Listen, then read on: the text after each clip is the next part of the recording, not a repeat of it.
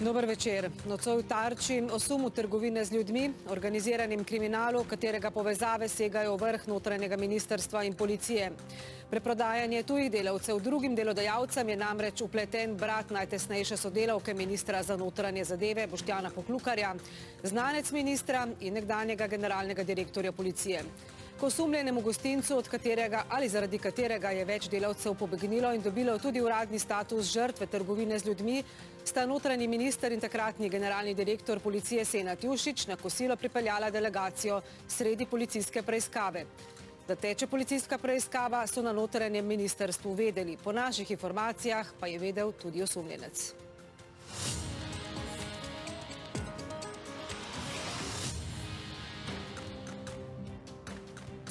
Kaj lahko vse to pomeni za zaupanje v policijsko preiskavo? Kaj za zaupanje v policijo in v ministrstvo, v instituciji, katerih naloga je boj proti trgovini z ljudmi?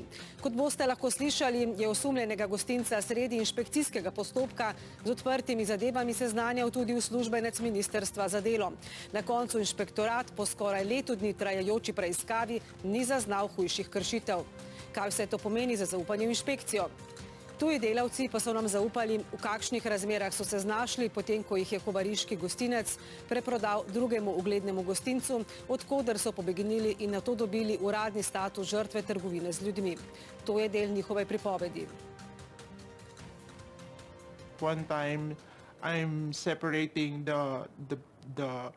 the tissue paper and the plastic to the garbage, so I'm just doing in the dishwashing area, and he passing me by at the back of me, and he just pulled my head into the trash bin. Just punching in the body and slap in the head. He said that it was a joke, but for me it's not a joke because sometimes it's very hurt. He's a big guy and he always hit me even I didn't do nothing. I work like 12, 14 hours, the maximum is 16 hours a day. He said that his decision, how much they give me salary, or high or low, it depends his mood. Več boste slišali kmalu, za začetek poglejmo, kdo vse je pleten v sume trgovine z ljudmi in kdo vse je bil o preiskavi obveščen. Klemen Košak.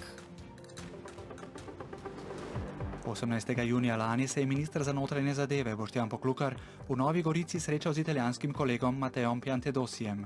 Ob Poklukarju sta bila takratni šef policije Senad Jušić in vodja Poklukarjevega kabineta Nataša Hvala Ivančič. Popoldne so se odpeljali še v Kobarid. Obiskali so kostnico italijanskih vojakov iz Prve svetovne vojne in muzej Soške fronte. Nato so šli še na večerjo v znano restauracijo z morsko hrano Hvala Topli Val. Zato so plačali 2700 evrov. Lastnika restauracije sta brat in sestra Aleš Hvala in Vesna Marksel. Njuna sestra pa je tudi Nataša Hvala Ivančič, vodja kabineta ministra Poklukarja. Mediji Boštjana Poklukarja in Natašo Hvala Ivančič prištevajo okrog vplivnega Damirja Črnčeca, nekdanjega državnega sekretarja na Ministrstvu za obrambo, ki je zdaj dobro plačani svetovalec predsednika uprave Slovenskega državnega holdinga. Aleš Hvala pa je tudi neposredno povezan s Poklukarjem in bratoma Jušić. Senadom Jušićem, ki bil do januarja generalni direktor policije, in Sejadom Jušićem, načelnikom policijske postaje Nova Gorica. Gospod minister Boštjan Poklukar je paralelka, mislim, da je bil 2 leti pred mano v šoli, na gostinski šoli v Bledu, jaz ga poznamo tam, se pravi, smo gostinci ven po branži, ne? To je to.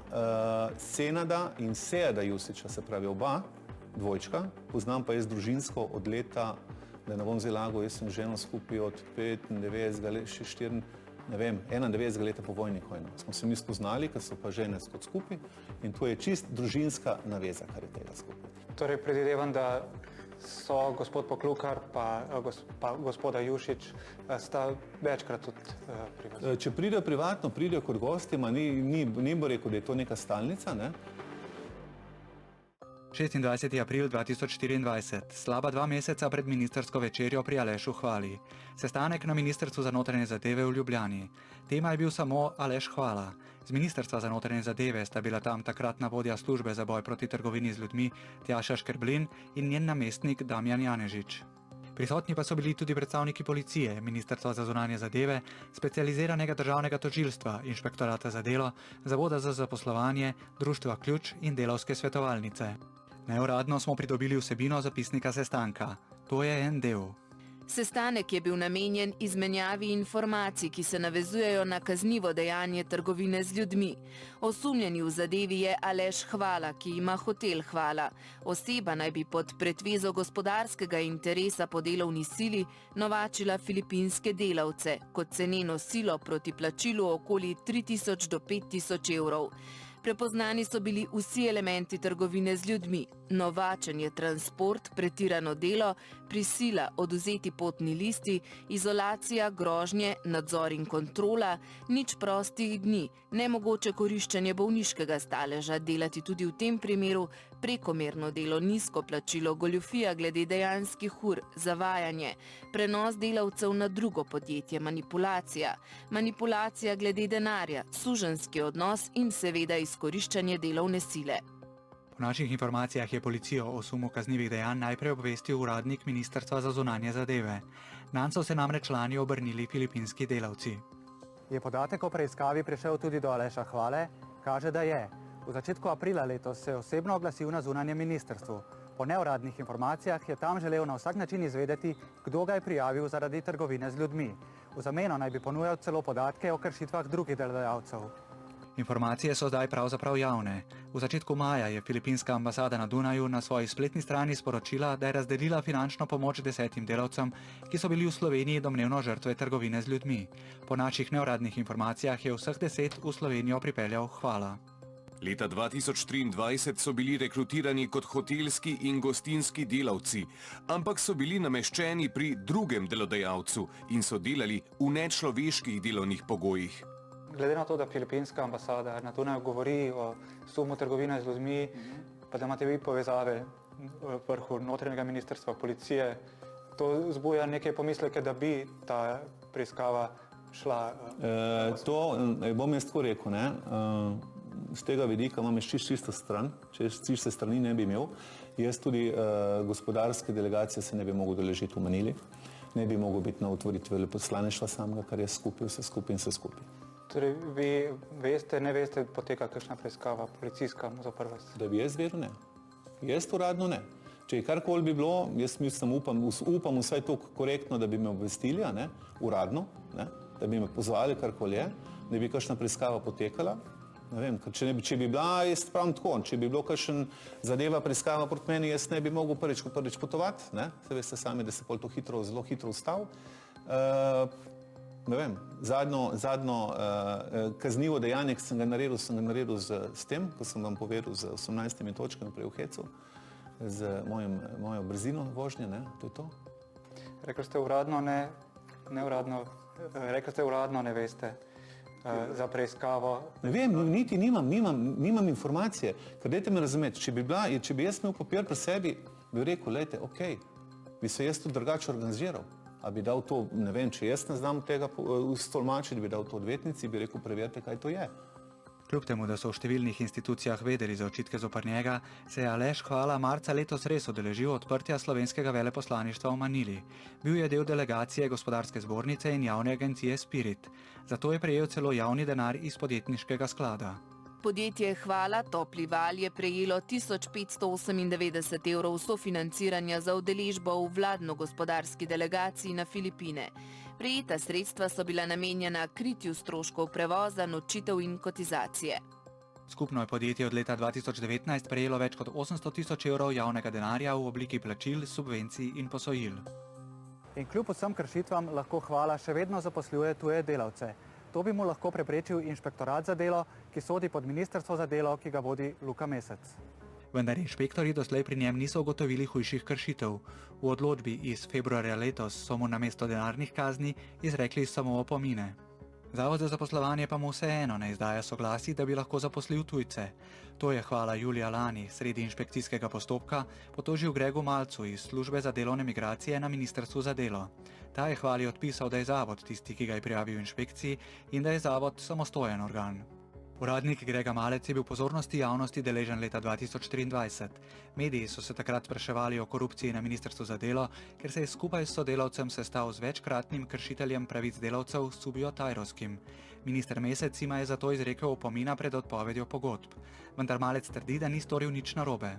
Z vidika Mojega dela ni nobene napake bile ugotovljene, to je priznalo tudi samo ministrstvo v javnem odzivu, da ni bilo ugotovljeno nobene protipravnega dejanja. In trdi, da je po predpisih potekalo tudi njegovo dopisovanje z Alešem Hvalo. Dejstvo je, da iz tega dopisovanja sledi, da se je name obrnila stranka na podlagi napotila Zavoda za zaposlovanje in z prošnjo, da se organizira nek sestanek, na katerem bi se rešilo to problematiko. V zvezi s tem sem jaz zaprosil za dodatna pojasnila Zavod za zaposlovanje. Ko smo uradno prejeli njihov odgovor, smo seveda sledili temu odgovoru Zavoda za zaposlovanje in s tem odgovorom seznanili stranko 12.7. preko elektronske pošte. Zaposlovanje tujcev je zahteven birokratski proces, zato je imel Hvala stike s številnimi javnimi institucijami. Nad eno od njih je navdušen. Upravno enoto moram pa tako izpostaviti z velikim besedami, da upravna enota Tolmin je vrhunska, punce delajo ful dobro, tudi če imamo včasih kakšen zaplet, pa prije kakšna nejevolja v smislu slabega dneva ali pa preobremenjenosti, ker določene so preobremenjene, res, bom to po pravici povedal, ko vidim, kaj delam z njimi. To je zanimivo, ker je prav poteza tolminske upravne enote, ki jo vodi Simon Leban, sprožila policijsko preiskavo. Hvala naj bi namreč spornim dokumentom prepričal eno od uradnic, da je odjavila dovoljenje za prebivanje Filipincu, ki za to ni vedel. Ja, konkretnih zadev ne smem in ne morem komentirati. Lahko vam samo načeloma povem, da vlogo za odjavo prebivanja oziroma za odrek pravici dobivanja tujca da sam tujec, s podpisano izjavo. Mi o tej odločimo z odločbo in na to odločbo bomo možnost pritožbe. Torej, to, ali je delavec ob tem, ko se vlaga ta odjava, fizično prisoten ali ne, to ne igra vloge. Lahko je tudi preko pošte. To je sam sistem je tak. Aleš Hvala vse očitke zavrača. Danes, po več kot letu dni, je preiskava Policijske uprave Nova Gorica še vedno v predkazenskem postopku. Po neuradnih informacijah naj bi Hvali tudi prisluškovali. Za preiskavo torej ne bi smel vedeti. Bi ga o tem lahko obvestila sestra ali kateri od vplivnih znancev? Boštjan Poklukar in Nataša Hvala Ivančič trdita, da za preiskavo nista vedela.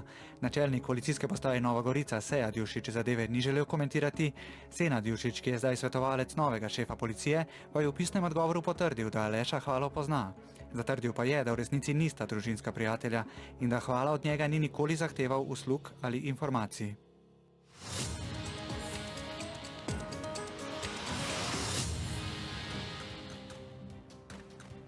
Ministra Boštjana Poklukarja smo prestregli včeraj na dogodku Obrtno-podjetniške zbornice Slovenije. Spremljala ga je vodja kabineta Nataša Hvala Ivančič. Ja, za eno kratko izjavo bi vas prosil zdaj 5 minut. Glede Aleša Hvale. Ne, to... Ne.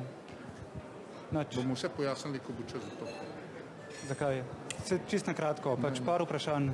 Kaj pa vi, gospa Hvala Ivančič? Ne boste nič komentirala? Ste vi seznanjeni uradno ali pa neuradno? Kar se tiče gospoda Aleša Hvala, naj samo to povem, da je on moj sošolec iz srednje šole, da se že dolgo poznava. Dobil sem vprašanja oddaje Tarča, v katerih sem bil prvič seznanjen, da je on v policijskem postopku. Minister za notranje zadeve ni obveščen, kdo je v policijskih postopkih in nenazadnje jaz verjamem, da bo policija naredila vse tisto, kar mora narediti zakonito, strokovno in v skladu s svojimi pooblastili. Minister za notranje zadeve v tem primeru ni nikoli nikdar vplival na noben postopek, tudi v temu ne bom vplival in nenazadnje moram povedati tudi to, da je bil obisk Ministrstva za notranje zadeve z ministrom za notranje zadeve Italije v Kobaridu potekal in seveda bili smo v restauraciji Topli val na uradnih pogovorih in na uradni večer. Torej vi niste bili o tem seznanjeni niti uradno, niti neuradno? Ne, niti uradno, niti neuradno in nikoli nikdar ni minister za notranje zadeve seznanjen neuradno in uradno o policijskih preiskavah. To je popolnoma pristojnost slovenske policije in tukaj je pravzaprav popolnoma jasna razmerja med ministrom in generalnim direktorom policije, ministrstvom in policijo. Kako pa bi nasploh komentirali to dejstvo ali pa informacije, da je nekdo, ki je tako povezan z vrhom ministrstva, v policijski preiskavi? Ja, hvala za to vprašanje. Ne samo to še povem, da vidim, da je političen boj in pa predvolilni boj prišel tako daleč, da smo začeli obračunavati tudi z družinskimi člani naših zaposlenih na Ministrstvu za notranje zadeve. Jaz to smatram kot sprevrženo. Še enkrat pa poudarjam, da bodo organi, torej inšpekcijske službe in pa seveda v tem primeru tudi policija prišli zadevi do dna in seveda verjamem, da tudi bodo. Tako da tukaj vsekakor povem, da tudi jaz imam svojega brata in v tem trenutku ne vem, a on dela zakonito, nezakonito, verjamem, da dela zakonito, ampak lejte, to je pravzaprav za mene popolnoma nerazumljivo, da se pravzaprav obračunava na tak način z našimi zaposlenimi. On ni samo sorodnik vaše vodje kabineta, on je tudi vaš znanec in prijatelj bivšega generalnega direktorja policije Senada Jušića. To morate vprašati generalnega direktorja policije. Jaz potrjujem, da Aleša Hvalo poznam že od srednje šole naprej in da kadar sem v Kobaridu, se grem v hotel Topli val na kavo ali na večere, kosilo, to pa tudi vedno plačam, tako da tukaj ni nobenega prijateljstva ali pa nekih zadej. On je pravzaprav podjetnik, jaz sem minister za notranje zadeve in še enkrat poudarjam, da v tem primeru in v vseh ostalih primerih kot minister za notranje zadeve nimam popolnoma nič s tem. Bili so sestanki v lanskem letu prav na temo Aleša Hvale na Ministrstvu za notranje zadeve, zato niste vedeli? Ne. Samo še to vas vprašam, boste jutri prišli v oddajo Tarča? To bom, ne vem, če sem še dobil vabilo, to moram preveriti na Ministrstvu za notranje zadeve. Hvala. Imate kakšne zadržke glede tega? Čeprav je minister izjavil, da ne ve, ali ima vabilo v Tarčo, ga je imel, saj smo mu ga poslali dan pred tem snemanjem. V studiu pa ga za dodatna pojasnila nocoj ni, prav tako tudi nobenega od pristojnih državnih sekretarjev, ki imajo politično funkcijo.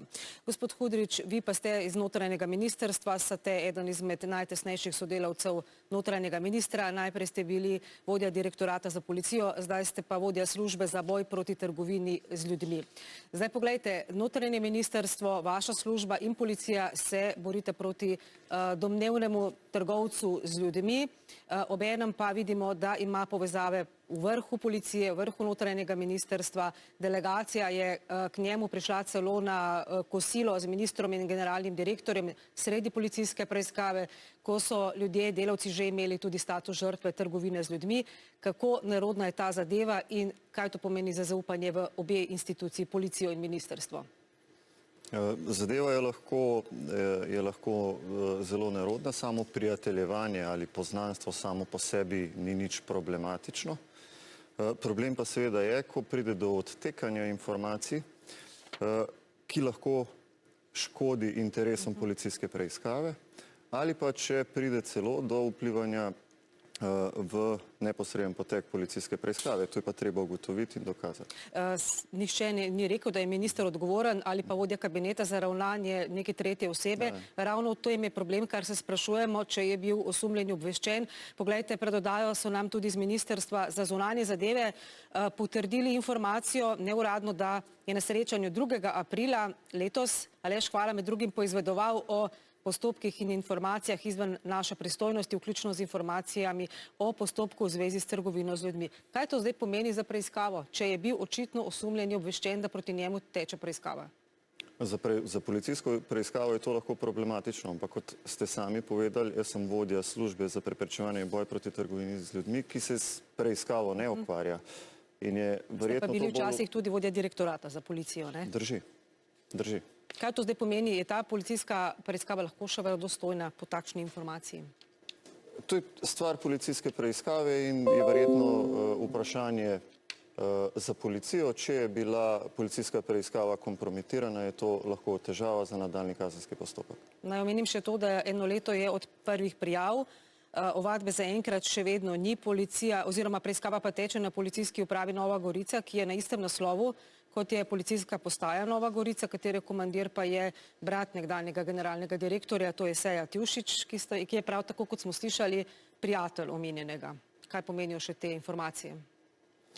Te povezave zagotovo niso koristne, če drugega ne, kažejo na videz pristranosti ali pa vpliva na policijsko preiskavo. Težko pa to jaz komentiram in ne morem, ker ne poznam podrobnosti policijske preiskave. Samo še eno vprašanje, poglejte, kakšno sporočilo pa je to, da lahko se s tovrstno dejavnostjo ukvarja, predrzno bomo rekli, ukvarja nekdo, ki ima povezave prav v samem vrhu policije in notranjega ministrstva. Kakšno sporočilo je to za institucijo, ki se bori proti tej kriminalni dejavnosti? Se pravim, v policijski preiskavi bo treba ugotoviti, ali je osumljenec dejansko tudi storilec tega kaznivega dejanja in v nadaljevanju v kazenskem in sodnem postopku. Signali pa zagotovo niso pozitivni. Gospa Kovač, poglejte, vi in pa tudi delavska svetovalnica ste bili tisti, torej Društvo Ključ, ki je pomagalo pri prijavi in tudi pri preiskavi tega dejanja. Zdaj, kaj vi menite o tem, da so te povezave pravzaprav vrh policije, vrh notranjega ministrstva? Kaj to pomeni, na kaj to kaže? Ja, Društvo Ključ je v resnici pomagalo, nudilo podporo žrtvam trgovine z ljudmi, delovnega izkoriščanja oziroma prisilnega dela. In tisto, kar za nas pomenijo takšne informacije in za njih predvsem, je, da se jim velikokrat potrdi tisto, kar so že doživeli v državi izvora in pričakovanja, s katerimi prihajajo v Evropo, in to je, da je korupcija vse prisotna. Verjamejo, da bo v Evropi bolje, ampak hkrati pa mislim, da s takimi signali oziroma, ko se razkrijejo takšne stvari, ne moremo potrditi te njihovih pričakovanj. Poleg seveda njihovih izkušenj, ki so jih imeli in za katere si zagotovo niso mislili, da jih bodo v neki Evropi doživeli. Kaj bi pa rekli o tem kosilu delegacije, torej sredi policijske preiskave, Ministrstvo za notranje zadeve je že imelo to informacijo, da teče preiskava pri torej nekom, ki je v preiskavi zaradi trgovine z ljudmi, osebe pa so že dobile tudi status žrtve. Ja, mislim, to težko karkoli konkretno govorim o tem, ker pač mene ni bilo zraven, ampak zagotovo to meče slabo luč na celoten sistem pomoči, ki ga imamo v Sloveniji. Tukaj ne govorimo o sistemu pomoči, ki ga nudimo nevladne organizacije, ampak sistem pregona kaznivega dejanja in potem podpore žrtvam. Gospod Lukič, poglejte, na novinarski oziroma mednarodni konferenci na Brdu letos marca smo slišali nastopiti torej vodstvo notranjega ministrstva. Tam je bila tudi njegova torej vodja kabineta, pa državna sekretarka. Dejali so, samo skupnimi močmi lahko ustvarimo okolje, kjer bo trgovina z ljudmi onemogočena, žrtve pa bodo deležne varnosti, pravice in dostojanstva, ki si jih zaslužijo. Zdaj, osumljeni torej preprodajalec delovne sile nima povezav le v vrh policije in pa notranjega ministrstva. Sprejel ga je tudi gospodarski minister Han, državni sekretar Matevž Frangež, bil je del vladne gospodarske delegacije pri odprtju veleposlaništva v Filipinih, se pravi ob Tanji Fajon je odpiral veleposlaništvo, ima pa povezave tudi, dobre komunikacijske povezave tudi z ministrstvom za delo. Kaj vse to pomeni? Ja, to pomeni, da v bistvu ima dobro socialno mrežo, ki ni samo socialna mreža, ki se dotika pač nekega terena, če tako rečemo, ampak, kot ste sami rekli, določenega političnega oziroma okolja, kjer se določene odločitve sprejemajo in določene informacije krožijo. Zdaj, jaz sem tako rekel, kaj se navezuje na vaše prejšnje vprašanje, kaj to pomeni. Mi smo ravno pred parimi tedni dobili eno novo informacijo o izkoriščanju delavcev državljanov tretjih držav, ne bom rekel katere, ampak je zanimivo, kakšen je bil zapis v tem tekstu, da se bojijo iti v lokalno okolje, prijaviti zadevo zaradi tega, ker se bojijo, da so povezave močne. Ravno o tem, kar je bilo prerečeno. Skratka, to zelo močno daje vtis, če imaš dobre socialne mreže, če imaš dobre povezave, to delavci vidijo in potem delavci vtihnejo, oseba, ki pa pač ima te mreže, pa dobi samo zavest, da lahko naprej dela. Kaj bi pa vi rekli še na tisto sporočilo, se pravi uradnika zunanjega ministrstva, da je vendarle gospod Hvala poizvedoval o informacijah, da zoper njega teče torej policijska preiskava? Vem, da vi konkretno v postopkih ne morete, ker sodelujete, ampak kaj pravite na to informacijo, da očitno je vedel, da proti njemu teče policijska preiskava? Ja, to, kar je bilo že rečeno prej za strani predstavnika Ministrstva za notranje zadeve, je zelo jasno rekel, kaj to pomeni v bistvu tudi potencialno za samo policijsko preiskavo. Tako da tukaj resnično želim, da ni prišlo do nekakšnega odtekanja kakršnihkoli informacij. Gospod Mesec, ali morebiti vlada nevede spodbuja trgovino z ljudmi? Zdaj na te povezave, ki smo jih slišali. Jaz za te povezave slišam prvič, kar se tiče mogoče prejšnjega vprašanja, ki ste ga gospodu Lukiću postavili. gospod Hvala nima dobrih komunikacijskih povezav z Ministrstvom za delo. Z mano je poskušal stopiti v stik pred enim letom. Jaz sem ga preveril preko sodelavcev. Sekretarja ste mi povedala, mislim, da sta mogoče ravno preko kolega Lukiča dobila to informacijo, da pri zaposlovanju tujih delavcev tam ni vse v redu. In od takrat naprej sem jaz postavil med njegov ime in priimek vejico. Aleš Hvala in odložil telefon in se nisem več oglašal. Ampak vaš Tako da sodelavec, sestanka pri nas ni dobil. Vaš sodelavec, uslužbenec, gospod Malec, pa je z njim komuniciral sredi inšpekcijskega postopka in sredi postopka tudi Zavoda za zaposlovanje, ko sta oba postopka bila še odprta in ni bilo še nobenih odločitev. Ali je to običajno? To smo pa danes preverili, ko smo zvedeli za temo Tarče. Z gospodom Malcem sem tudi osebno danes govoril, on mi je te maile pokazal.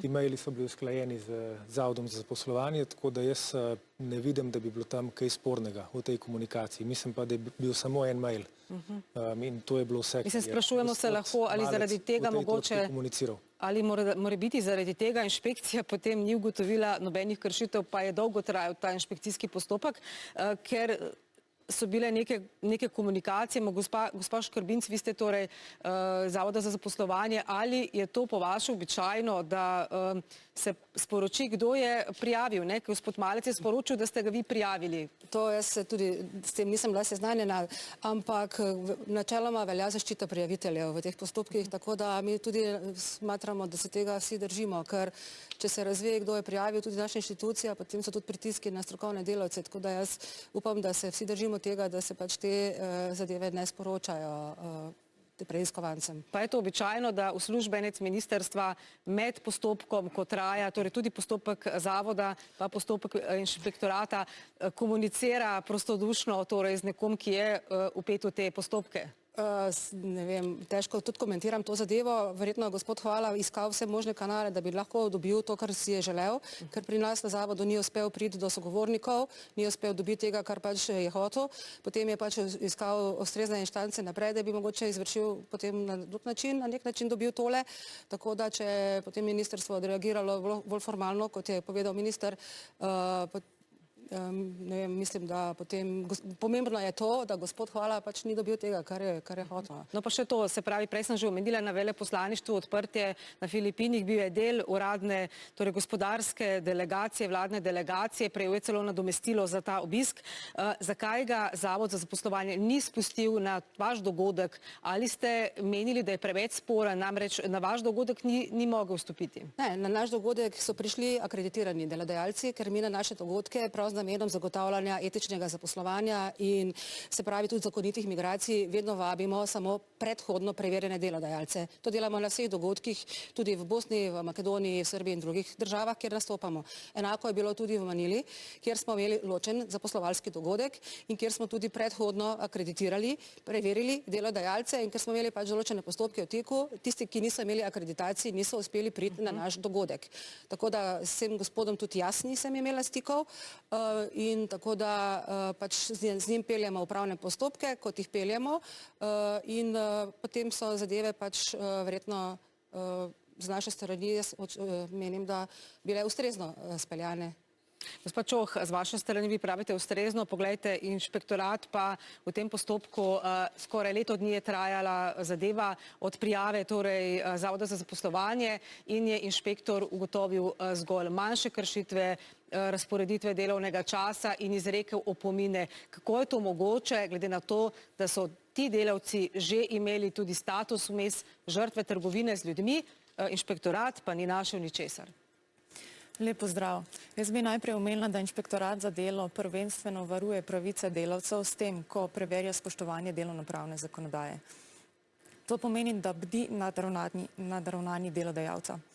V primeru podjetja Hvala smo v lanskem letu opravili več inšpekcijskih nadzorov. Prvi je bil 15. aprila lani.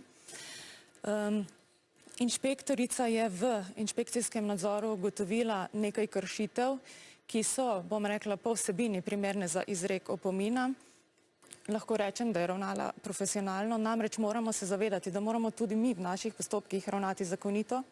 kar pomeni, da mora inšpektor pri izbiri ukrepa izbrati tisti ukrep, ki je najmilejši za to, da se doseže izpolnitev obveznosti ali da se odpravi kršitev. Ampak gospa Čoh, ali potem to pomeni, da nimate dovolj pooblastil, da ste popolnoma neučinkoviti, ker namreč to bi lahko rekli je nekakšna demonstracija neučinkovitosti državnega organa, če pa vidimo, da je in policijska preiskava skratka in da dobijo že status žrtve trgovine z ljudmi. Slišali bomo tudi v kratkem še, kaj bodo opisali ti delavci, kaj se je dogajalo, skratka inšpektor pa ne ugotovi ničesar.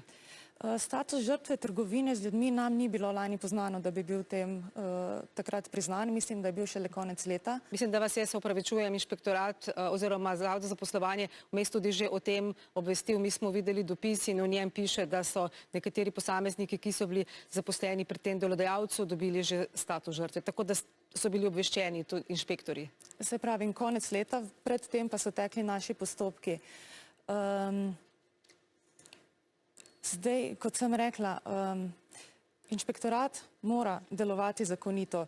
Ne gre za to, da bi bili neučinkoviti. Če bi bile ugotovljene bolj grobe kršitve, bi seveda bolj grobo tudi ukrepali z izrekom globe ali globe v razponu. Ampak je pa nekako absurdno, no, vsaj videti tako v javnosti, če vidimo, kakšne hude zadeve so se odvijale, pa inšpektor ni ugotovil kakšnih bistvenih kršitev. Gospod Mesec, boste tudi vi tukaj vse pojasnili, pa bi samo še nadaljevali, ko si bomo skupaj pogledali podrobnosti o tem, kaj so doživeli delavci, ki so na koncu od slovenskega uglednega gostinca pobegnili torej in dobili status žrtve trgovine z ljudmi. Anja Šter, Vanja Gligorovič in Evgenija Carl.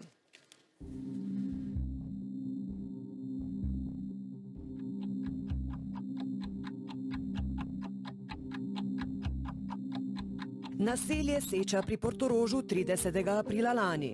Skupina 4 Filipincev je sredi noči vse svoje imetje pospravila v nakupovalne vrečke in kovčke ter pobegnila iz bivalnega kontejnerja pri gostišču Ribič, kjer so več mesecev delali, kot pravijo, v nevzdržnih in izkoriščevalskih razmerah.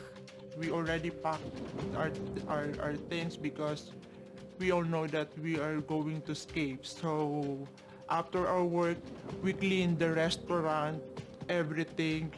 We clean everything, and then during the 3 a.m., I think we escape. The restaurant is near in our house and our boss. So we are just like, we need to be quiet. Pred vhodom v kamp Lucija jih je pričakal Goran Lukič iz delavske svetovalnice in jih odpeljal na policijsko postajo Kranj, kjer so podali ovadbe suma kaznivega dejanja trgovine z ljudmi. Seznanjen sem bil, da sem bil prodan za 5000 evrov in da je bil dogovor, da za ta znesek delamo po najmanj 300 ur na mesec za 900 evrov plače.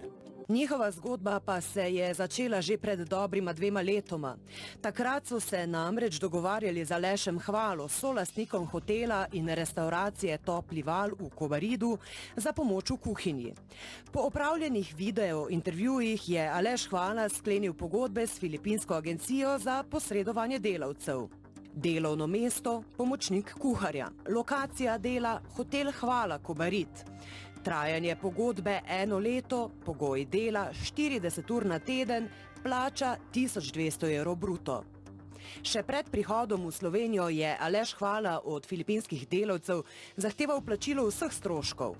2,600 euros to Aleš, 1,000 euro to Philippine agency, and then all expenses is on us. That's why it took us 5,000 euros just to get here in Slovenia.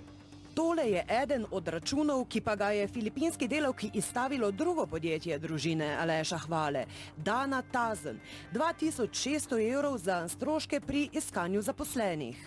Potem, ko so prišli v Slovenijo, jih je Aleš Hvala pobral na letališču, pripeljal v Kobarid za nekaj dni, da so uredili dokumente.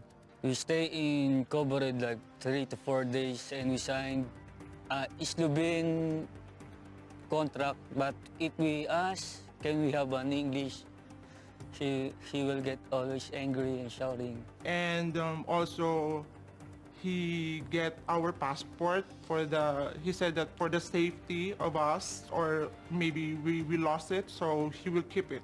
So we can, okay, because we trust him. Nato jih je Hvala odpeljal k novemu delodajalcu, Damirju Pripcu, v gostišče Ribič pri Portorožu, odkoder so kasneje, kot smo videli na začetku prispevka, sredi noči pobegnili. In the contract, I work in Ali's restaurant or hotel, but I'm shocked because say Ali's, oh, all your things pick up, I send you to new boss. Yeah, and I shocked because I know I work in Ali Hvala. Po prihodu v gostilno Ribič so izvedeli, da je novi delodajalec Damir Pribac Alešu Hvali za njih celo plačal. Our boss in Portorož, they told us also that they pay for Ales. I mean, they pay for us to Ales, like 5,000 each. They pay 20,000 euro. Hvala to zanika. Ni to res. Ne. To dejansko ne. On je plačal storitev, ki je naročil in to je to. Mogoče je to on seštel za vseh 4, on ima 4 delavce dol, se pa tisti sajt je bila, mislim, tarifa je 1600 za vso birokracijo plus karte. Damirja Pripca smo iskali v njegovi restauraciji. Pred kamero ni želel priti, z njim smo govorili po telefonu. Ste morali kaj plačati, gospodu Hvala, za te delavce? Ja, prevozne stroške in posredovanje in tako dalje. Aha, drži, da okrog 5,000 evrov? Je znalo biti. Na osebo ali za vse skupaj? Ja, na osebo. Kaj veste, kje so Filipini? Filipinski delavci so, kot pripovedujejo, pri novemu delodajalcu v gostišču Ribič delali po cele dneve, brez počitka, ne le v kuhinji. Nadrejeni so jih nenehno nadzirali in trpinčili, plačali pa, kljub obljubam in pogodbi, mizerno. One time I'm separating the tissue paper and the plastic to the garbage, so I'm just doing in here in the dishwashing area, and he passing me by at the back of me, and he just pull my head into the trash bin. Just punching in the body and slap in the head. He said that it was a joke, but for me it's not a joke because sometimes it's very hurt. He's a big guy and he always hit me even I didn't do nothing. He just held all the time. Entering the kitchen, even in our house, if there's something wrong, they will knock at the door. Just, what are you doing? Go work, work, work. It's like their attitude are like always shouting. I work like kitchen assistant, but in Ribic, a lot of work, like painting, like gardener, anything. Like digging soil, yeah. Like them is treating us like a slave. A lot of work, overtime, but ni pay. Pribac to zanika. Urejali smo vsi skupaj vrt gostilne. Jaz mislim, da je prav, če nimaš dela, da tudi zaslužiš unih 6 ur z nekim delom, ne? Aha. Spravi, niso bili pa ne zidavi, ne mizavi, ne pleskari, ne nič. Travo smo na vrtu polili. Okay. Fotografije, ki jih vidimo, pa dokazujejo drugače. Spali so v teh bivalnih kontejnerjih ob gostilni, v neposrednji bližini greznice in tik ob vrtu, kjer sta se pasla konja. Nenehno je smrdelo po iztrebkih in kanalizaciji, pripovedujejo Filipinci. So we had a double bed, so we lived there, and at the back of this, the 2 boys also. So it is near also in the ranch of the horse, so you can smell all those poop with the horse. You have just a toilet and just the bed. V ovadbi, ki so jo podali filipinski delavci, pa piše še: Uradno sem bila prijavljena na naslovu Šmarje 122A Koper, vendar gre za lažni naslov, ker nam je Damir povedal, da ne smemo nikomur povedati, da spimo v bivalnih kontejnerjih. I work like 12-14 hours, the maximum is 16 hours a day. The turning point for us that they promised that we get 950 fixed salaries, so that's why we stayed there. But when the winter came, they only gave us 727 euros, and then they pay it 2 days. First 500 euros, and then on the next week they gave us the 227 euros. That's the turning point for us. It depends on our chef. If he don't like to get a break time, so straight at 13 hours, you know. And we are not allowed to sit down. Pribac na očitke o nasilnem ravnanju odgovarja. Vi mi Če bi bili tako preplašeni, jaz imam posnetke, ko pojejo, plešejo, mi čestitajo rojstni dan, mi pečejo torto. Vi bi nekomu, ki vas maltretira, to delali? Dajte mi to odgovoriti, zdaj lepo prosim. Ja, mislim, nisem jaz razsodnik tukaj, kaj ne rečem. Povejte mi, če bi vi pela, plesala in pekla torto nekomu, ki vas maltretira. Odvisno, kdaj je to bilo in kaj je bilo vmes. Tako da, dobro, posvetiva se še enkrat. Smešna ste.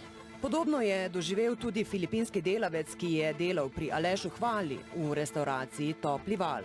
When I came here, he took our passport and he always said that sign this without translation or without explanation what the write on the documents. To so, bi rekel, lari fari zadeve. Razumete, kad dajte razumeti to, jaz sem tudi prava. Za vse osebne dokumente odgovarjate sami. V primeru kraje, karkoli se zgodi, boste šli sami. Treba je iti na Dunaj, treba je aplicirati, treba je potovati na Dunaj, treba vse in treba to urediti. Filipinski delavec pripoveduje, da je pri Hvali delal tudi 15 ur na dan. He always said that I'm not happy with your work. How did he treat you? Not bad. It's always yelling, always his face is like mad, and he didn't treat me well. He didn't treat me well. Po letu in pol se je sredi noči usedel na avtobus in odšel iz Kobarida k novemu delodajalcu. Because my salary is very low. He said that his decision, how much he give me salary, or high or low, it depends on his mood. Ko je začel delati pri novemu delodajalcu, pa je ugotovil, da v Sloveniji prebiva nezakonito. Ne da bi vedel, je namreč pri Hvali podpisal bianko dokument, da se odreka dovoljenju za delo v Sloveniji. Hvala na vprašanje o tem odgovarja. Ni to res. Ti, ki so imeli pobege, se pravi, to so bili runaway čez noč. Mislim, da bo 10. sva še midva govorila zvečer, sem jaz prišel z nabave, kako je. Super boss, I love you, super boss, everything perfect, zjutraj ga ni bilo več. Delavci očitno so nek papir podpisali. So vedeli, da podpisujejo to. Dokument je bil napisan poimensko, vse skupaj kar je, in ga je imel on pač danga, ne? On tudi razložen ga, ker jaz pravim tako. Vsi vlagamo na dolgi rok vsakega delavca.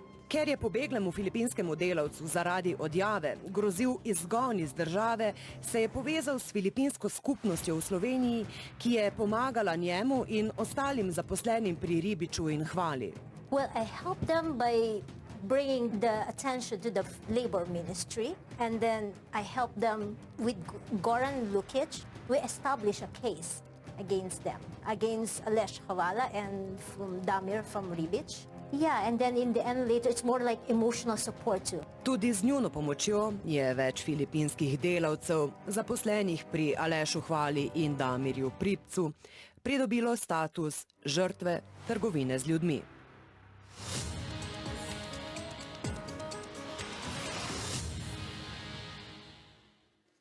Gospod minister, kako se vam tole zdi? Vi ste na začetku mandata napovedovali, da z inšpektoratom po novem ne bo več šale, zdaj pa je vse po starem. Grozljivo je to, kar kažete. In to je ena od naših vrhovnih prioritet, da poskušamo te zadeve preprečevati. Zato smo konec koncev prenovili zakon o zaposlovanju tujcev, kjer je tudi določba, da če kršiš delovnopravno zakonodajo in zato dobiš globo, dobiš prepoved zaposlovanja tujcev za 2 leti. Inšpektorat je od novembra, ko smo tam vzpostavili enoto za hitro odzivanje, izdal 200 glob, kar pomeni 200 takih prepovedi. Pri Alešu Hvali je bil lani 6-krat. Zdaj, kolegica je zavezana k molčečnosti, jaz sem majčken manj, tako da lahko povem, da inšpektori delajo. Problem pa je, da tam niso dobili dovolj grobih prekrškov da bi mu lahko to prepovedno odločbo dali. Ampak kako to, če je preprodajal delovno silo? Pa če smo slišali ljudi, kaj so povedali, odzel jim je dokumente, skratka, preprodajal jih je drugim delavcem za 5000 evrov ali ne vem, skratka, neko plačilo, pa niso našli ničesar, enako ne pri tem drugem gostincu Ribiču, pa smo slišali, kaj so delavci povedali, ne? Problem je v tem, da inšpektorat ni policija.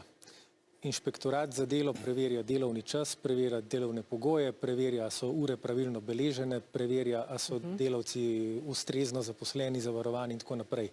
To inšpektorat preverja. Policija preverja stvari, ki jih vi navajate. Ampak vi ste vseeno rekli takrat, da ne bo ta institucija več brezzobi tiger, pa vidimo, da nič ne morejo. Da, ampak iz inšpektorata ne moramo narediti policije. Zato moramo imeti skupne akcije s policijo, da se lahko take stvari razčistijo in razjasnijo. Bom še mogoče majčken pri zavodu dodal. Smo pa z zavodom urgirali, da je zavod nehal izdajati dovoljenja za delo Alešu Hvali. Zakaj? Zaradi tega, ker je bilo evidentno, da je tam število delavcev enako, nove vloge pa kar in kar prihajajo. To pomeni, da je on ti delavce posredoval naprej, še preden so se formalno pri njem zaposlili. In če delavc ni pri njem zaposlen, ga tudi inšpektor ne more preverjati. Pri trgovini z ljudmi je pa največji problem ta.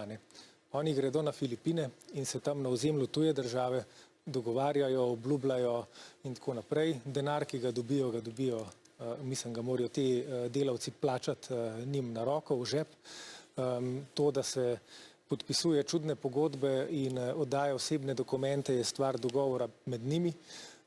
In take stvari je, če delavci sami ne spregovorijo, zelo težko. Gospod Lukič, poglejte, vas bom vprašala glede inšpektorata. Vi ste dolgo, že poznate številne primere iz preteklih let. Kako je mogoče, po vašem mnenju, da inšpektor ne more ugotoviti, da je šlo za nezakonito posredovanje delovne sile, da ne more priti do takih informacij ali izjav delavcev, ki povedo, koliko časa delajo, da jim vzame dokumente, kje spijo, na drugem naslovu in tako naprej? Mislim, to je tudi vprašanje zaupanja v institucije. To je vprašanje, na koga se najprej obrneš. Jaz bi najraje imel, da se ti delavci obrnejo takoj na institucije in se takoj sprožijo postopke.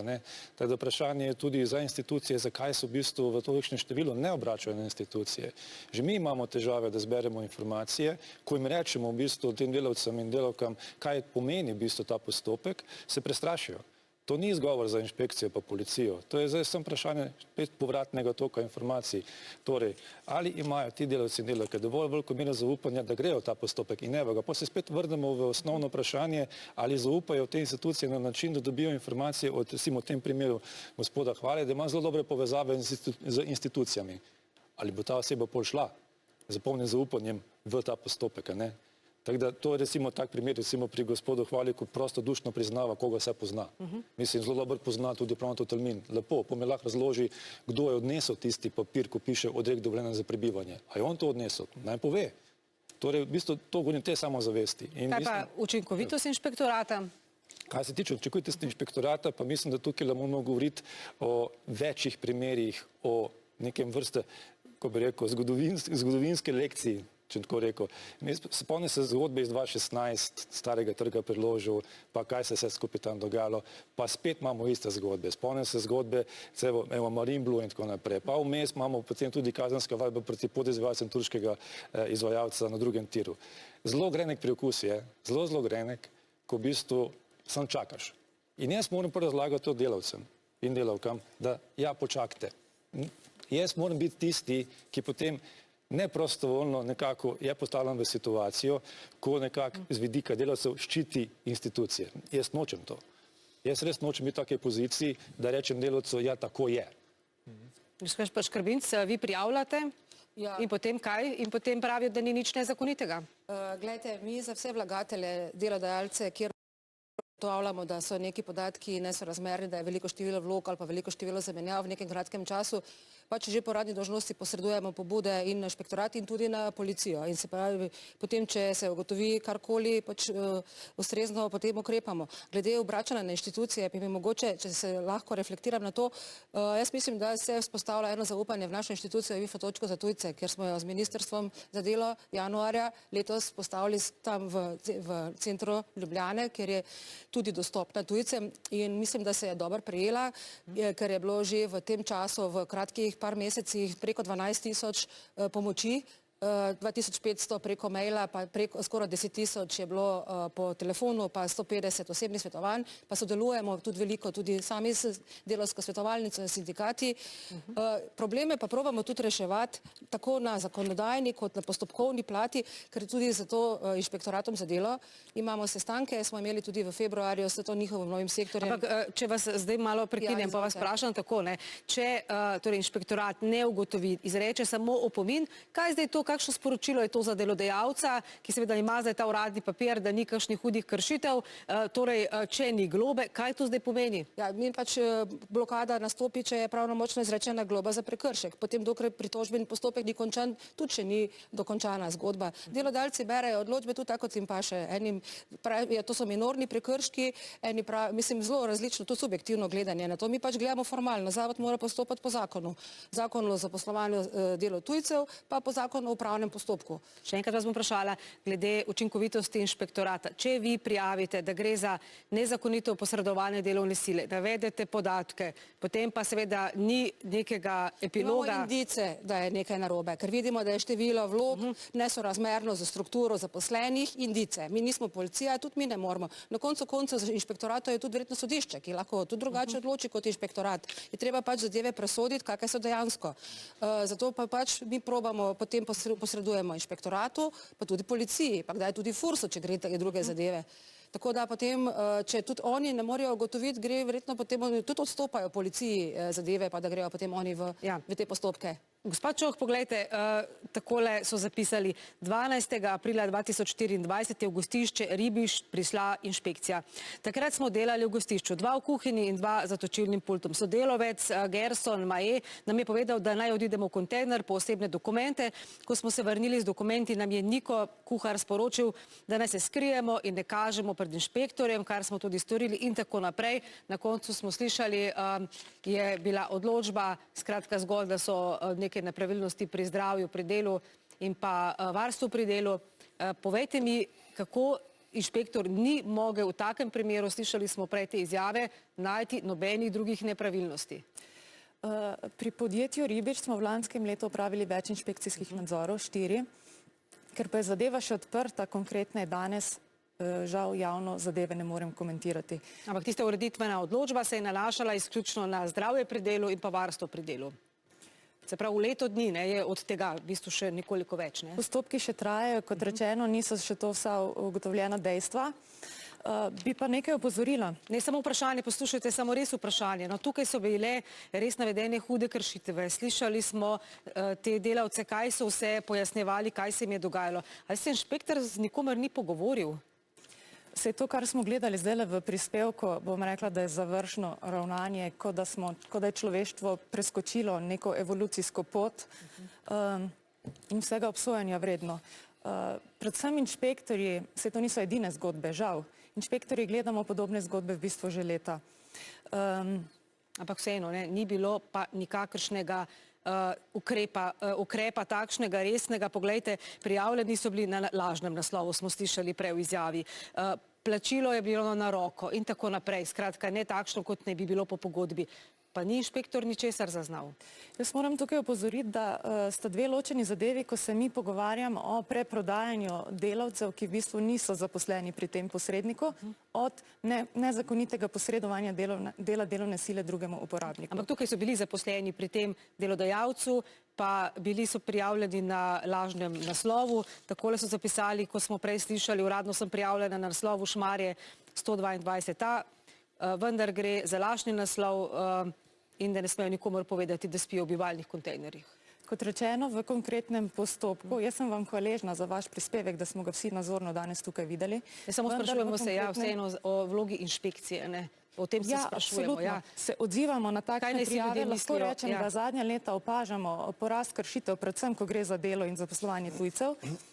S tem namenom smo tudi ustanovili sektor za prednostno odzivanje, da se lahko hitreje in bolj agilno odzivamo na najbolj pereče primere, ki jih zaznavamo v družbi. Lahko povem, da sektor v bistvu v dobrega pol leta izdal že 200 glob, kar pomeni precej precej prepovedi zaposlovanja tujcev. To je namreč posledica izrečene globe. Tako da jaz lahko rečem, zaenkrat se kaže sektor kot zelo učinkovit ukrep. No, tole ni bilo sicer videti, da bi bila v tem primeru zagotovo to ne moremo trditi. Ampak kot rečeno, postopek še ni končan. Počakajmo še, bomo videli, kakšni bodo ukrepi na koncu. Ampak že leto dni traja, kar je kar veliko, ne? Postopki so dolgotrajni, ker gre za zahtevne nadzore. Gospod Hudrič, mi želimo temeljito pregledati. Kaj si vi mislite o tem primeru, ki smo ga videli?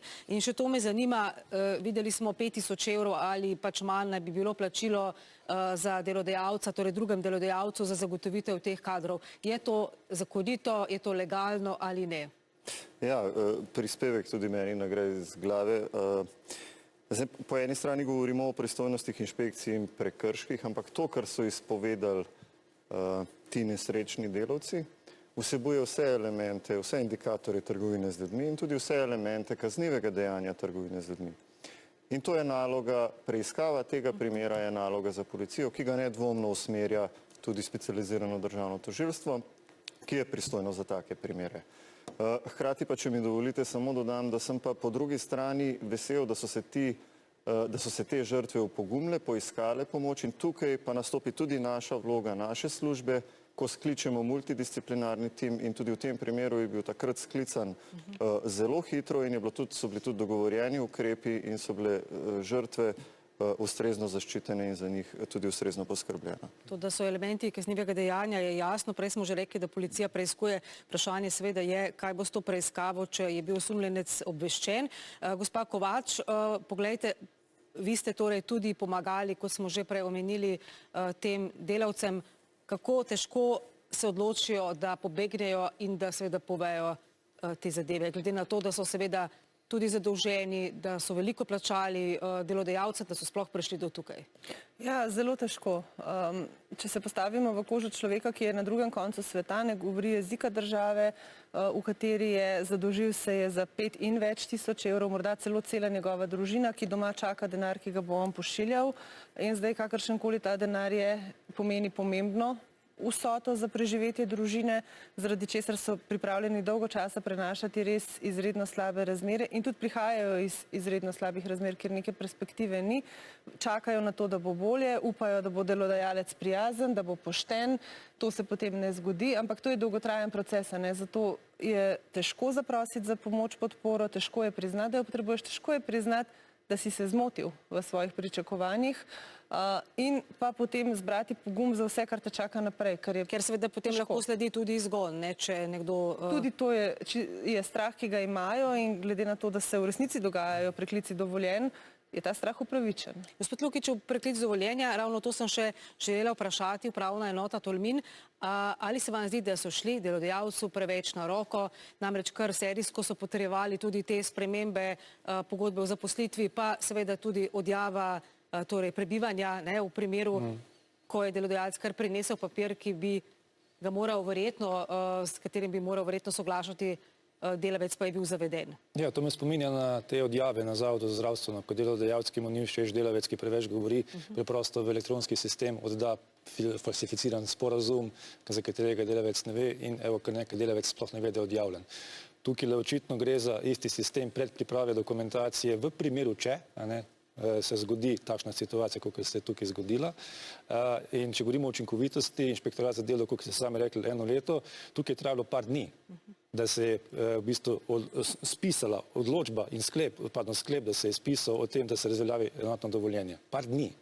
Torej od tega, da je prišel ta dokument na upravno enota Tolmin, da se je sprocesiral, udalo štempelj, prejeto tega dne, da se je par dni kasneje, mislim, da celo vikend bil vmes, dobesedno 1 ali 2 delovna dneva kasneje, se je že spisal sklep o tem, da na osnovi tega, na osnovi hitrega postopka, torej brez preverjanja dejstev, ta delavec ostal brez dovoljenja za prebivanje. Ali menite, da je tukaj šlo tudi za kakršnekoli povezave s tem delodajalcem ali je kaj drugega po vaše razlog? Ja, mislim, tukaj zelo samo špekuliramo, pa glede na Prešerno voljo gospoda Hvale, ki je zelo iskreno govoril o tem, da zelo fajn punce delajo na upravni enoti Tolmin, torej govorjajo v bistvu, kako bi rekel, zelo osebno, bi lahko marsikaj tukaj špekulirali. Bi hotel pa eno stvar dodatno povedati. To je informacija, takšen način priprave dokumentacije v primeru, če delavec preveč govori, je nažalost postal modus operandi preveč delodajalcev. Že en je preveč, ampak to je že postal način dela delodajalcev, ki v bistvu nažalost pač se ukvarjajo s takšnimi in drugačnimi posredovanji. Jaz sem tukaj dva papirja delavcev, ki so se na nas obrnili v zadnjih parih tednih in v obeh primerih je bila grožnja za strani delodajalca, če boš šel kamorkoli, ti bom uničil dovoljenje. Pisno so nam to sporočili delavci. V obeh primerih, en primer je bil z enega konca Slovenije, popolnoma nepovezan z drugim primerom. In to govorim, v primeru torej počasnega nadzora daš alibi takšnim in drugačnim delodajalcem, da se hitro obrnejo in začnejo štancati za vsak primer dokumentacijo v primeru če. Gospod Mesec, poglejte, premijer je pred 2 letoma napovedal organizirano uvažanje tujih delavcev po hitrih postopkih. Ali je torej ta vaša vlada odprla vrata v bistvu zlorabam in služenju s trgovino s kadri, ker namreč ta dejavnost se je v zadnjih letih precej razširila? Zdaj, če govorim z vidika Ministrstva za delo pa stranke Levica, lahko povem, da se odprtim vratom na vse možne načine upiramo. In nikoli nismo pristali na to, da bi se kar na široko odprli vrata. Recimo veleposlaništvo na Filipinih, skratka sporazumi, ali po vaše je ta politika, bomo rekli, pridobivanje kadrov za državno in tudi za zasebno gospodarstvo mogoče zgrešena? Da, jaz mislim, da je treba peljati politiko government to government, se pravi država, in točno to je naš zavod tudi na Filipinih počel. Poskušamo navezati stik s filipinskim zavodom, zato da ne bi več razni headhunteri, se pravi podobni Alešu Hvali, iskali ljudi na Filipinih, ampak da bi imeli filipinski delavci, če si želijo delati v Sloveniji, povsem formalno vezo preko njihovega zavoda z našim zavodom. Na ta način lahko stvari bistveno bolj spravimo pod kontrolo. Drugače pa smo načeloma zelo nenaklonjeni sklepanju sporazumov o zaposlovanju z azijskimi državami. Ker vse, kar zdajle govorimo, zakaj ti delavci ne spregovorijo, ker so plačali 5 ali pa 10 tisoč evrov za to, da so prišli na drug konc sveta. Prišli so v državo, kjer so tujci, nikogar ne poznajo. Najverjetneje jih je delodajalcu strahoval, pobral dokumente. Ko pride inšpektor, si seveda ne upajo spregovoriti. Ampak se vam ne zdi, da bo, ne glede na to, ali boste sporazum neposredno sklenili z državo, takšnih oblik dela v bistvu več in teh zlorab? Zato pravim, da smo zelo nenaklonjeni sporazumom z azijskimi državami. Razumemo, da primanjkuje ljudi pri nas za delo, ampak naša politika je, da je treba ponuditi roko predvsem ljudem v bližnjih državah, predvsem na Balkanu, ker bistveno lažje se je nekomu znajti iz Bosne, ko pride sem, pozna ljudi, verjetno ima tudi kakšne sorodnike že tukaj, jezik približno razume oziroma se ga lahko hitro nauči in se bistveno lažje znajde in se bo težje znašel v takem položaju, kot so vsi ti delavci. Ker pa je to nažalost realnost, da gospodarstvo pač ljudi danes uvaža praktično z celega sveta, se pa borimo proti temu z ukrepi, kot je recimo Infotočka, ki jo je prej direktorica zavoda omenila, kjer smo tudi na moje veliko presenečenje v par mesecih dobili 12 tisoč klicev, mailov in tako naprej, večinoma ljudi iz azijskih držav, ki se tja obračajo po informacije, kako ravnati pač v situacijah, v katerih se znajde. To je vsekakor Infotočka dobrodošla, samo seveda, da mora pa država tudi konkretno kaj ukrepati. Tako, mogoče še zadnja stvar, če smo pri konkretnem ukrepanju. Trenutno vemo, da je težava v podjetju Japi Markezi.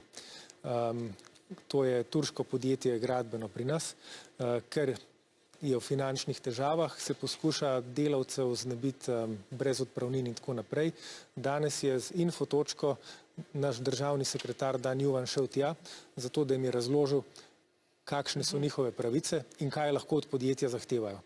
Če za konec rečemo, ali lahko torej zaupamo pregonu, torej policijskemu in tudi v končni fazi notranjemu ministrstvu v teh preiskavah, glede na to, kaj smo danes slišali, torej osumljenec s povezavami do vrha policije in notranjega ministrstva, torej ali lahko zaupamo, kaj lahko rečemo? Lahko rečemo, da načeloma seveda lahko zaupamo in ne gre za posplaševati na podlagi posameznega primera.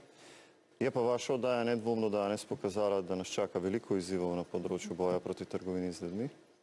da posamezni akteri, ki se ukvarjamo s tem področjem, še nismo popolno usklajeni pri svojih aktivnostih in kot nacionalni koordinator za boj proti trgovini z ljudmi bom vložil vse napore, da bomo v prvi vrsti ustrezno zaščitili žrtve trgovine z ljudmi in da bomo hkrati tudi poskrbeli za primerno obravnavo storilcev in kaznovanje storilcev teh zavržnih kaznivih dejanj. Kaj pomeni za institucije, če se storilec počuti tako, bomo rekli, suveren, da kljub tem povezavam, ki jih ima z notranjim ministrom, z direktorjem policije, nemoteno opravlja to svojo dejavnost? Kaj to pomeni za institucije, ki preganjajo to vrstno dejanje? Težko komentiram. Policijska preiskava še ni zaključena in zato to težko komentiram. Gospod Mesec, minister je na začetku oddaje dejal, da gre za politično zadevo. Ali vi tudi menite, da gre za politično zadevo v tem primeru, glede na to, da se je filipinsko ministrstvo na svoji spletni strani že oglasilo in potrdilo to, da so te osebe dobile tudi status žrtve trgovine z ljudmi in jim tudi finančno pomagajo? Ne, jaz pričakujem, da se bo stvar raziskala, to v interesu vseh in da se bodo vsi, ki so na kakršenkoli način povezani z gospodom Hvalo, izločali iz kakršnihkoli postopkov, ker samo tako lahko pokažejo svojo neupletenost. Tako pa narodna je ta zadeva za vrh notranjega ministrstva in policije? Zdaj, jaz prehiter tukaj ne bi bil. Najprej treba stvari preiskati. Sem pa tudi jaz hvaležen današnji oddaji Tarča. Mislim, da ste tukaj en pomemben problem zelo korektno naslovili in mislim, da je tudi to en lep opomin vsem kršiteljem, da je širša družba ostro proti in bomo naredili vse, da se taka zavržna dejanja preprečijo. Gospa Kovač, minister je na začetku dejal, da gre za politični napad. Kako pa vi gledate na to zadevo? Ne, jaz mislim, da obelodanjenje kakršnekoli oblike trgovanja z ljudmi, v tem primeru pač prisilnega dela, ni na noben način politični napad. Se moramo pa nečesa zavedati. Trgovine z ljudmi brez vsaj določene mere korupcije in tukaj govorimo verjetno o neki sistemski korupciji, ni. Ne more biti. Tako da to moramo imeti pred očmi, ko se o trgovini z ljudmi pogovarjamo. Zagotovo pa ne menim, da je današnja Tarča bila namenjena napadu na ministra Poklukarja, ampak bolj temu, kako delodajalci izkoriščajo delavce v Sloveniji, kako pogosto je to in kako v bistvu smo neučinkoviti trenutno v pregonu tega. Gospod Čoh, ali lahko zaupamo inšpekcijskemu postopku po tem, kar smo danes slišali? Našemu inšpekcijskemu postopku, jaz mislim, da ja, mi smo svoje delo, kot sem rekla, v primeru podjetja Hvala profesionalno opravili. Seveda ga bomo še naprej budno spremljali. Lahko samo pozovem vse delodajalce k spoštovanju pravic delavcev. Kot smo videli v zadnjem vašem prispevku, gre za ravnanja, ki nekako presegajo elemente prekrška, govoriti naznanil suma storitve kaznivega dejanja in bomo veseli kakšne povratne informacije o epilogu. Hvala lepa, gospod Škrbinc. Ja, mi tudi vedno polagamo delodajalcem isto. En primer je preveč, ker se sliši daleč in tega si kot država in kot družba ne smemo in ne moremo privoščiti. Poleg tega bi pa rada, da vsi, ki delujemo na tem področju, da imamo visoko stopnjo integritete, da smo senzibilni, da tudi osveščamo tudi delavce in da se prijavljajo to vrstne kršitve nadzornim organom in upam, da bodo upravili strokovno delo, verjamem v to in da bodo doželi tudi epiloge. Gospod Lukič. Jaz bom samo to rekel, da vsak neučinkovit nadzor samo legitimira in pospešuje vsako potencialno izkoriščanje. Hvala lepa vsem, ker ste prišli v studio in pojasnili te zadeve. In hvala lepa tudi vam, ker ste spremljali Tarčo. Vidimo se spet prihodnji četrtek ob 20. uri. Nasvidenje in srečno.